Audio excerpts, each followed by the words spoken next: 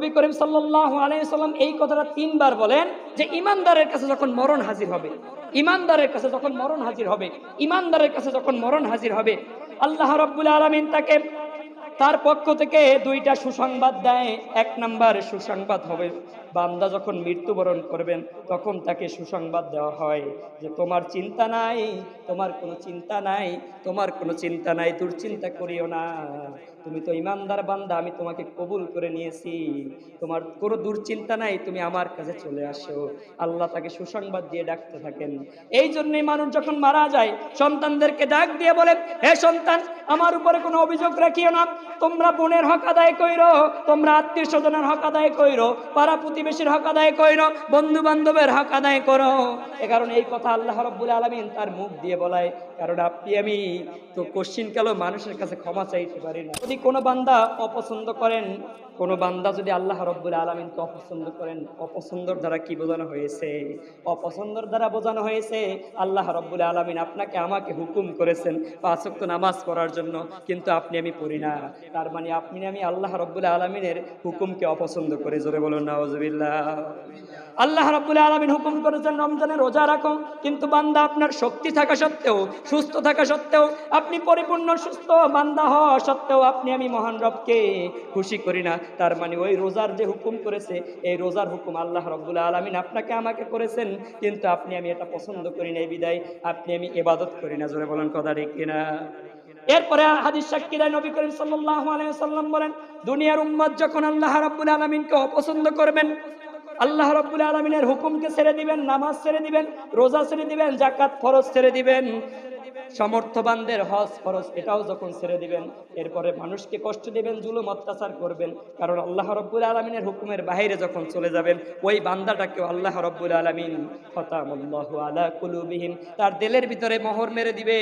যখন ওই বান্দার দিলের ভিতরে মোহর মারা হবে, ওই বান্দা কোশ্চিন কালো আল্লাহর সান্নিধ্য লাভ করতে পারবে না। কথা ঠিক কিনা?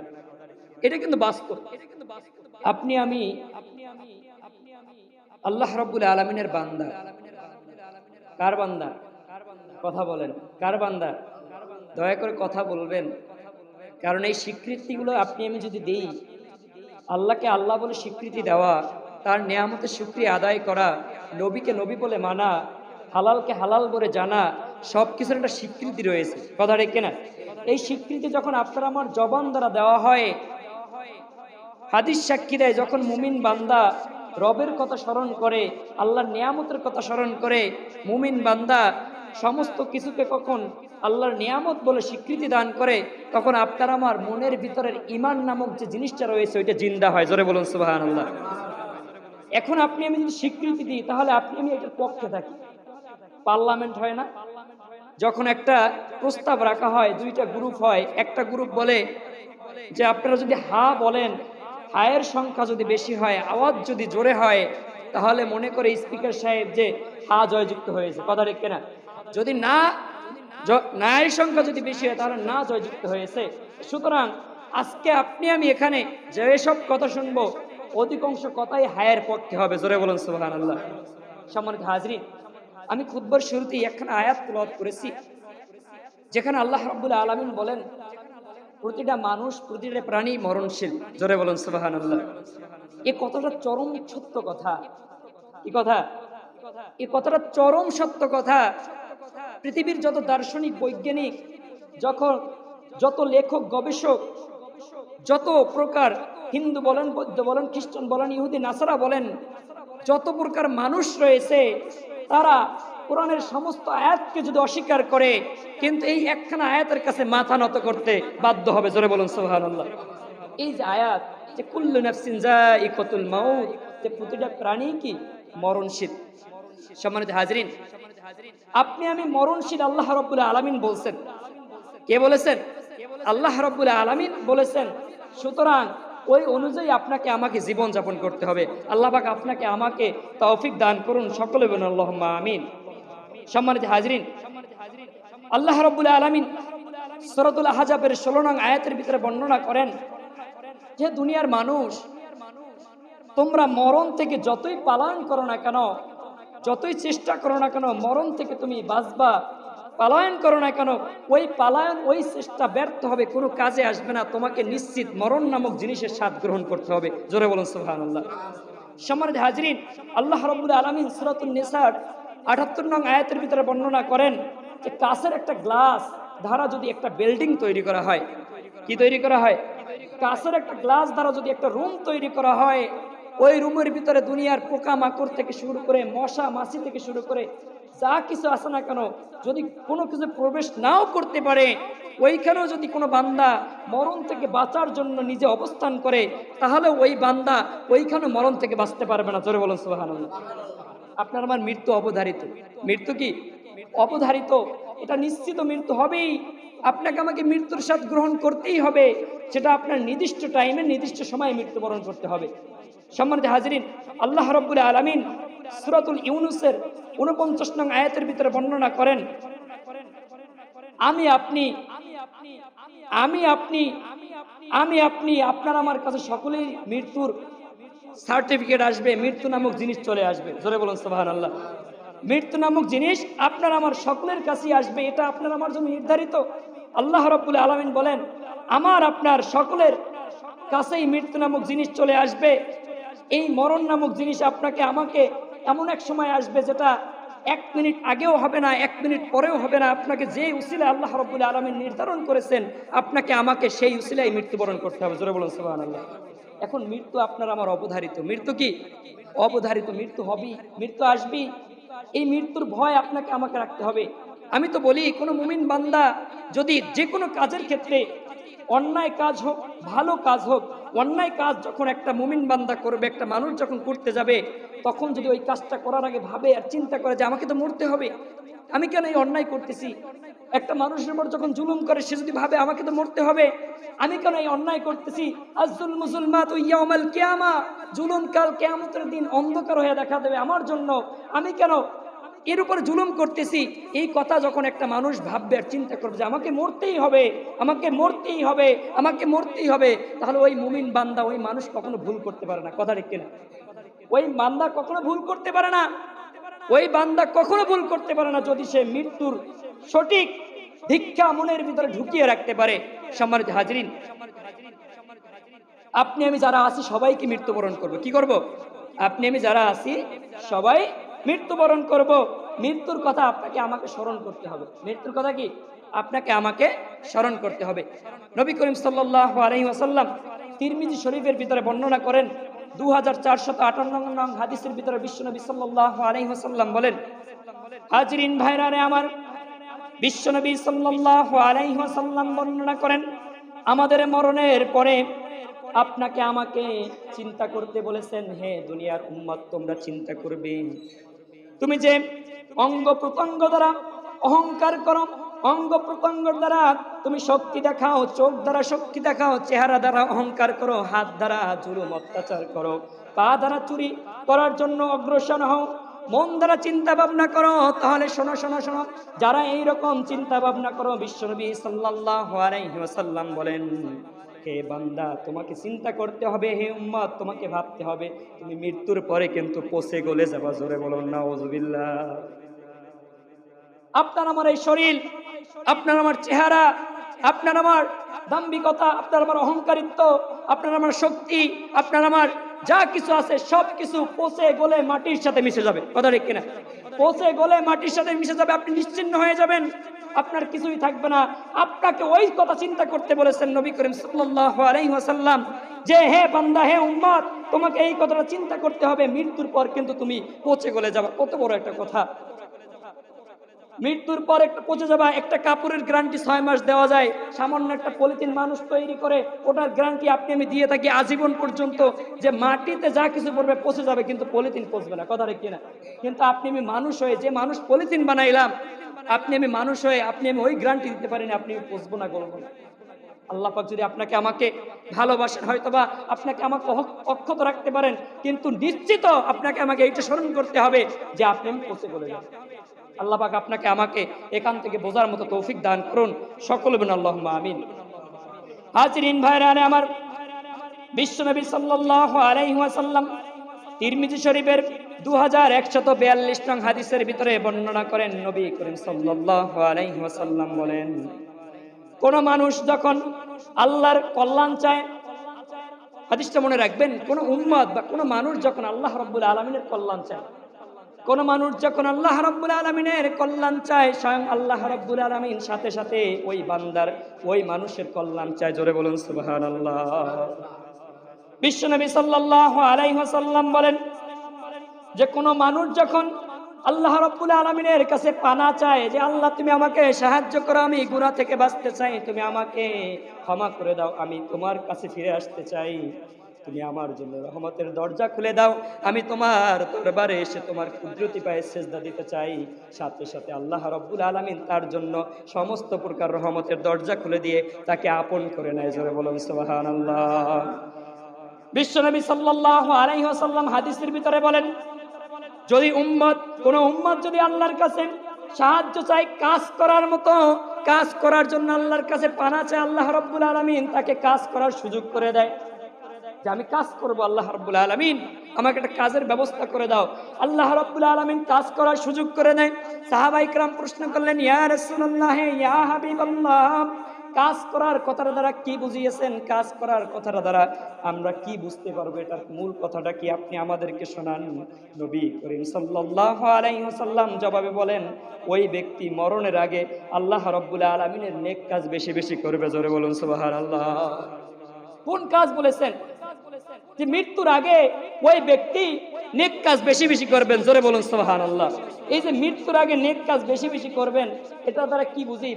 আপনারা মানে যারা মুমূর্ষু অবস্থায় রুগী থাকে তারা সদা সর্বদা জি কাছে যাইবে। মুমিন বান্দা তো সেই একজন মানুষ কাছে যাওয়ার সাথে সাথে বলবে, ভাই আমি তো চলে যাব, আমার তো সময় হয়ে গেছে মনে হয়, যদি তোমার কাছে ভুল ত্রুটি করে থাকি আমাকে ক্ষমা করে দিও। এইরকম চিন্তাধারা তার মাথার ভিতরে কাজ করে। এমনকি মুমিন বান্দা মসজিদে যখন আসবে, মসজিদে আসার পর ওই মসজিদ থেকে বের হতে চাইবে না, যে আল্লাহ আমাকে নিয়ে যেতে পারে, আল্লাহ আমার মৃত্যু অবধারিত। এই মৃত্যুর আগ মুহূর্তে যাদের মুমিনের পরিচয় রয়েছে তারা মৃত্যুর আগ মুহূর্তে এরকম চিন্তা ভাবনা করে। কিরকম চিন্তা ভাবনা করে? এরকম চিন্তা ভাবনা করে যে আল্লাহ আমি তো হয়তো বা চলে যেতে পারি কিছুদিনের ভিতরে, আল্লাহ তুমি আমাকে ক্ষমা করে দাও। এমনকি ইবাদত করার উদ্দেশ্যে সেটা সদা সর্বদা আজান শোনার সাথে সাথে মসজিদে এসে যায়, আজান শোনার সাথে সাথে সে মসজিদে এসে অবস্থান করে, মসজিদ থেকে বের হতে চায় না। ভালো কাজের উপর তার আগ্রহটা বাড়ে, কারণ আল্লাহ রাব্বুল আলামিন তাকে দিয়ে এই ভালো ভালো কাজগুলো করাইতেছেন। জোরে বলুন সুবহানাল্লাহ। হাজিরিন ভাইরা আমার, বুখারী শরীফের ভিতরে বর্ণনা পাওয়া যায়, বুখারী শরীফের 6507 নং হাদিসের ভিতরে নবী করিম সাল্লাল্লাহু আলাইহি ওয়াসাল্লাম বলেন, কোন ব্যক্তি যখন আল্লাহ রাব্বুল আলামিনের সাক্ষাৎ পছন্দ করেন, আল্লাহ রাব্বুল আলামিনও সাথে সাথে ওই ব্যক্তির সাক্ষাৎটা পছন্দ করেন। জোরে বলুন সুবহানাল্লাহ। সাক্ষাৎ পছন্দ কি রকম? দৈনিক 5 বার আপনাকে আমাকে আল্লাহ রাব্বুল আলামিন ডাকে, ফজরে ডাকে যে হে বান্দা তুমি নামাজে আসো। আমি ফজরে যখন আসি না তখন আল্লাহ রাব্বুল আলামিন জোহরে ডাকে, হে বান্দা তুমি নামাজে আসো। জোহরে যখন আমি আসি না তখন আল্লাহ রাব্বুল আলামিন আসরে ডাকে, বান্দা তুমি আমাকে খুশি করো, নামাজে আসো। ফজর পড়ো নাই, জোহর পড়ো নাই, আসর পড়ো নাই, মাগরিবে আসো, মাগরিব পড়ো নাই, এশায় আসো, আমাকে একটিবার খুশি করো। এইরকম সাক্ষাৎ কোনো মুমিন বান্দা যদি আল্লাহর কাছে চায়, আল্লাহ রাব্বুল আলামিনও তার সাক্ষাৎ চায়। জোরে বলুন সুবহানাল্লাহ। কার সাক্ষাৎ চায়? আল্লাহ রাব্বুল আলামিনের সাক্ষাৎ চায়। আপনাকে আমাকে আল্লাহ রাব্বুল আলামিনের সাক্ষাৎ পেতে হবে। হাজিরিন ভাইরা আমার, এরপরে নবী করিম সাল্লাল্লাহু আলাইহি ওয়াসাল্লাম বলেন, বান্দার সাক্ষাৎ আল্লাহর বড় পছন্দ। বান্দার সাক্ষাৎ আল্লাহর বড় পছন্দ। এই সাক্ষাৎটা আল্লাহ রাব্বুল আলামিন তার কাছ থেকে কিভাবে আদায় করেন? তার কাছ থেকে এই সাক্ষাৎটা কিভাবে আদায় করেন? যে আমিও চাই আল্লাহ রাব্বুল আলামিনের সাক্ষাৎ পেতে, আল্লাহ রাব্বুল আলামিনও চায় আমাকে আমার সাক্ষাৎ তিনি পেতে। তাই এই সাক্ষাৎ চাওয়া এবং পাওয়ার ভিতরে প্রধান মাধ্যম হলো আপনাকে আমাকে আল্লাহ রাব্বুল আলামিন যেই পন্থা অনুযায়ী ইবাদত করতে বলেছেন ওই পন্থা অনুযায়ী ইবাদত করেন। বুঝতে পারছেন? পন্থাটা কিরকম? দৈনিক 5 ওয়াক্ত নামাজ আদায় করা। দৈনিক 5 ওয়াক্ত নামাজ আদায় করা। কি করা? দৈনিক 5 ওয়াক্ত নামাজ আদায় করা। আমি তো বুঝি না মানুষ কিভাবে এরকম পারে, কারণ আল্লাহ রাব্বুল আলামিন 5 বার 5 ওয়াক্ত নামাজ দিয়েছেন, কারণ নামাজের মাধ্যমে মুমিন বান্দার সাথে আল্লাহর সাক্ষাৎ হয়। জোরে বলুন সুবহানাল্লাহ। কার সাথে? একজন বান্দার সাথে আল্লাহর সাক্ষাৎ হয়। কিসের মাধ্যমে? নামাজের মাধ্যমে। অথচ এই মানুষ আল্লাহকে খুশি না করে দুনিয়ার মানুষকে খুশি করার জন্য ব্যস্ত হয়ে যায়। কি হয়ে যায়? দুনিয়ার মানুষকে খুশি করার জন্য ব্যস্ত হয়ে যায়। দুনিয়ার মানুষকে খুশি করি কিভাবে? ধরেন স্ত্রী সংসারের ভিতরে আছে, সে আপনাকে আমাকে বাজারের লিস্টি করে দিল, প্রথম বাজার আনতে ভুলে গেলেন, অর্ধাপথ যখন চলে আসছেন যে হারে আমি তো এই জিনিসটা আনি নাই, আমার সন্তান কি খাবে, সাথে সাথে আবার চলে গেলেন। যাওয়ার প্রতিমধ্যে ওই কষ্ট করে আবার একবার, দুইবার, তিনবার, দৈনিক একদিনের ভিতর 3-4 বার অনেক মানুষ বাজার করে তাদেরকে খুশি করার জন্য, দুনিয়ার মানুষকে খুশি করার জন্য, কিন্তু অথচ 1 ঘন্টা পরিমাণ সময় আপনি আমি মহান রবের জন্য ব্যয় করি না। কি করি না? আপনি আমি মহান রবের জন্য ব্যয় করি না। তবে আপনি আমি যদি মহান রবের জন্য ব্যয় করি, তাহলে আল্লাহ রাব্বুল আলামিন আপনাকে আমাকে সুযোগ করে দিবেন। কি করে দিবেন? সুযোগ করে দিবেন। এই ওয়াদা করেছেন আল্লাহ রাব্বুল আলামিন। আপনাকে আমাকে এই সমস্ত কিছু বুঝে শুনে আল্লাহ রাব্বুল আলামিনের সান্নিধ্য লাভের আশায় আপনাকে আমাকে ইবাদত বন্দেগীর জন্য অগ্রসর হতে হবে। আল্লাহ রাব্বুল আলামিন আপনাকে আমাকে এখান থেকে বোঝার মতো তৌফিক দান করুন। সকলে বলুন আল্লাহুম্মা আমিন।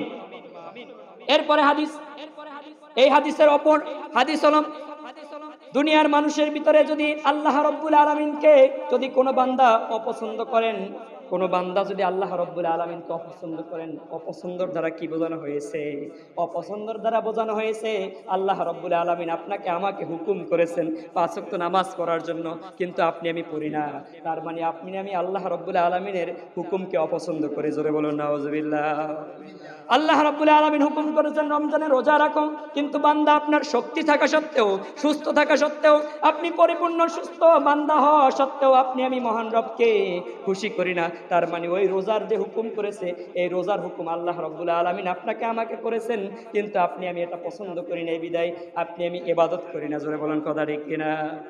এরপরে হাদিস সাক্ষী দেয় নবী করিম সাল্লাল্লাহু আলাইহি ওয়াসাল্লাম বলেন, দুনিয়ার উম্মত যখন আল্লাহ রাব্বুল আলামিনকে অপছন্দ করবেন, আল্লাহ রাব্বুল আলামিনের হুকুমকে ছেড়ে দিবেন, নামাজ ছেড়ে দিবেন, রোজা ছেড়ে দিবেন, যাকাত ফরজ ছেড়ে দিবেন, সমর্থবানদের হজ ফরজ এটাও যখন ছেড়ে দিবেন, এরপরে মানুষকে কষ্ট দিবেন, জুলুম অত্যাচার করবেন, কারণ আল্লাহ রাব্বুল আলামিনের হুকুমের বাইরে যখন চলে যাবেন, ওই বান্দাটাকেও আল্লাহ রাব্বুল আলামিন খতামাল্লাহু আলা কুলুবিহিম, তার দিলের ভিতরে মোহর মেরে দিবে। যখন ওই বান্দার দিলের ভিতরে মোহর মারা হবে, ওই বান্দা কোশ্চিন কালো আল্লাহর সান্নিধ্য লাভ করতে পারবে না। কথা ঠিক কিনা? এটা কিন্তু বাস্তব। হাজিরিন ভাইরা আমার, বিশ্বনবী সাল্লাল্লাহু আলাইহি ওয়াসাল্লাম বলেন, ইমানদারের কাছে যখন মরণ হাজির হবে, ইমানদারের কাছে যখন মরণ হাজির হবে, তখন ইমানদাররা 2টা লক্ষণ বুঝতে পারবে। এই হাদিস অনুযায়ী আরো বিভিন্ন লক্ষণ রয়েছে।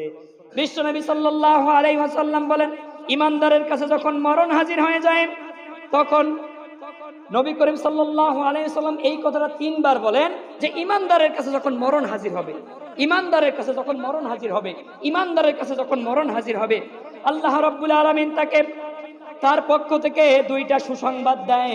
1 নাম্বার সুসংবাদ হবে, বান্দা যখন মৃত্যুবরণ করবেন তখন তাকে সুসংবাদ দেওয়া হয় যে তোমার চিন্তা নাই, তোমার কোনো চিন্তা নাই, তোমার কোনো চিন্তা নাই, দুশ্চিন্তা করিও না, তুমি তো ইমানদার বান্দা, আমি তোমাকে কবুল করে নিয়েছি, তোমার কোনো দুশ্চিন্তা নাই, তুমি আমার কাছে চলে আসো। আল্লাহ তাকে সুসংবাদ দিয়ে ডাকতে থাকেন। এই জন্যই মানুষ যখন মারা যায়, সন্তানদেরকে ডাক দিয়ে বলে, হে সন্তান, আমার উপরে কোনো অভিযোগ রাখিও না, তোমরা বোনের হক আদায় কইরো, তোমরা আত্মীয় স্বজনের হক আদায় কইরো, পাড়া প্রতিবেশীর হক আদায় কইরো, বন্ধু বান্ধবের হক আদায় করো। এ কারণে এই কথা আল্লাহ রাব্বুল আলামিন তার মুখ দিয়ে বলায়, কারণ আপনি আমি তো কোশ্চিন কালো মানুষের কাছে ক্ষমা চাইতে পারি না। ভুল করার পর ক্ষমা চাইছি, কথা বলেন না কেন? সন্তান ভুল করতে বাপের কাছে ক্ষমা চাইছে কখনো? বাপে সন্তানের হক আদায় করে না, কখনো ক্ষমা চাইছে? কারণ আল্লাহ রাব্বুল আলামিন শেষ মুহূর্তে তাকে কবুল করেছে, বিদায় ওইখান থেকে ক্ষমা চাইছে আল্লাহ পাক। এরপরে আল্লাহ রাব্বুল আলামিন তাকে এইভাবে কবুল করে নেয়।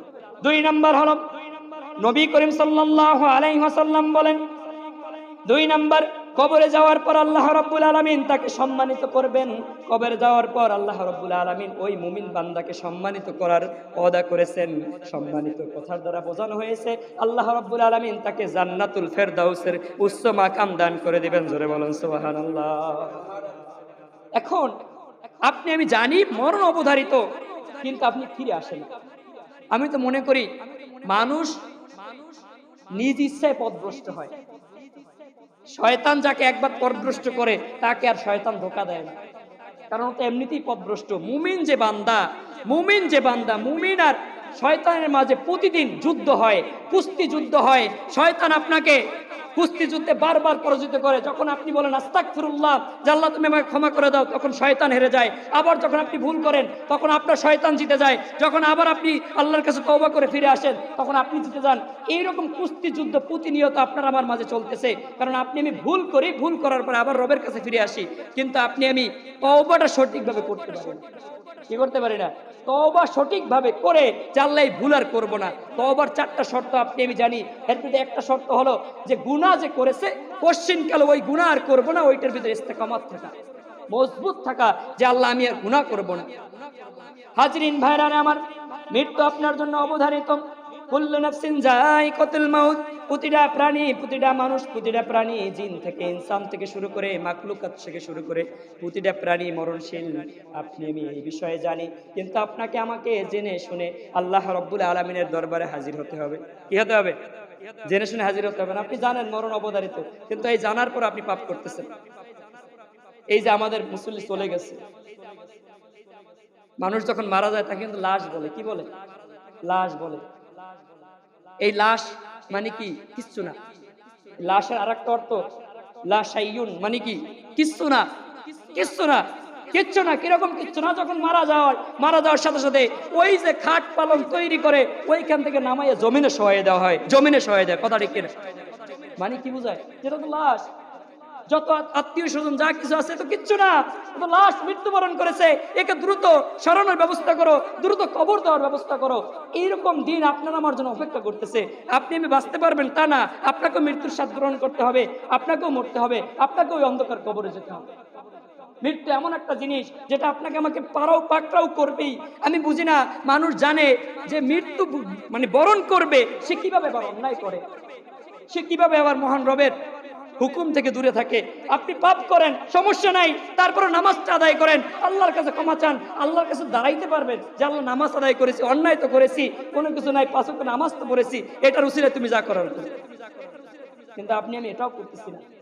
এই যে দুনিয়া মনে করেন না কি নিয়ে গেছে অন্ধকার কবরে? 3.5 হাত কবর হয়েছে, পাশে একটু চওড়া হয়েছে, পিঠের নিচে যতটুকু মাটি পেয়েছে ততটুকুই নিয়ে গেছে, লম্বায় যতটুকু ছিল ততটুকুই নিয়ে গেছে, বেশি কিছু নিতে পারে নাই। আপনি আমি নিতে পারবেন হাজার হাজার কোটি কোটি টাকা আপনার আমার যদি থাকেও, একটা টাকাও কি পকেটে ঢুকাইতে পারবেন? কথা বলেন না কেন? একটা টাকাও পকেটে ঢুকাইতে পারবো না। আপনাকে আমাকে ওই খালিয়াতে যেতে হবে। তবে আপনার আমার সঙ্গে যাবে আমলের সঙ্গে। কি যাবে? সঙ্গে যাবে আমলের সলে। আপনার আমার সঙ্গে যাবে আমলের সলে। যেমন সূরাতুল মুলকের ভিতরে বলেন আল্লাযী খালাকাল মাউতা ওয়াল হায়াতা লিয়াবলুয়াকুম আইয়ুকুম আহসানু আমালা, যে আমি মৃত্যু সৃষ্টি করেছি, এরপরে দুনিয়াতে মানুষ পাঠিয়েছে হায়াত দিয়ে পাঠিয়েছে। কি কারণে? যে আহসানু আমালা, ওই বান্দা যেন হায়াত পেয়ে সুন্দর সুন্দর আমল করে আমার দরবারে হাজির হতে পারে। আল্লাহ পাক কিন্তু সবকিছু দিয়েই দিচ্ছে। সামান্য ডিপ্রেশনে পড়লে আপনি আমি মৃত্যুবরণ করার জন্য চেষ্টা করি যে মইরা যাবো, বাঁচবো না, এত বড় অশান্তি আর ভালো লাগে না। কিন্তু অথচ হাদিস সাক্ষী দেয় আপনি যতটুকু হায়াত পেয়েছেন এর চেয়ে যারা বেশি কামনা করেন যে আল্লাহ আমি তোমার ইবাদত করতে চাই, আমি তোমার ইবাদত নিয়ে তোমার দরবারে হাজির হতে চাই। কিসের মৃত্যু? যতদিন বাঁচিয়ে রাখবে ইবাদত করে করে যেন তোমার দরবারে যেতে পারি, তুমি আমাকে সে তৌফিক দান করো। কিন্তু আপনি মৃত্যু কামনাটা সঠিকভাবে করি। নবী করিম সাল্লাল্লাহু আলাইহি ওয়াসাল্লামের কাছে এক সাহাবী প্রশ্ন করলেন যে আল্লাহ কিয়ামত কখন হবে, যে তুমি কিয়ামতের জন্য কি প্রস্তুতি গ্রহণ করেছো? তখন তিনি তো বলেছিলেন যে আমি আল্লাহ রসুলকে গ্রহণ করেছি, তার সুন্নাতকে গ্রহণ করেছি, কিন্তু আপনি আমি কি বলবো?